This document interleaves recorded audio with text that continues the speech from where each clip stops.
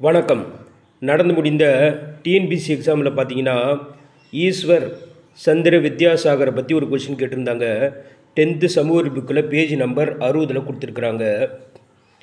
வங்காளத்தை சேர்ந்த மற்றொரு முதன்மையான சீர்திருத்தவாதி ஈஸ்வர் சந்திர வித்யாசாகர் நவீன வங்காள உரைநடையின் முன்னோடியாவார்.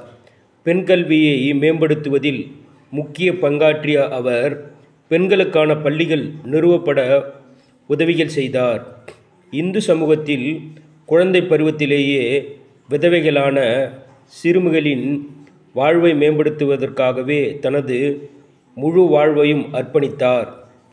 பண்டித ஈஸ்வர் சந்திர வித்யாசாகர் தலைமையேற்ற இயக்கத்தின் விளைவாக 1856 மறுமண சீர்திருத்த சட்டம், அதாவது விதவைகள் மறுமண சட்டம் இயற்றப்பட்டது.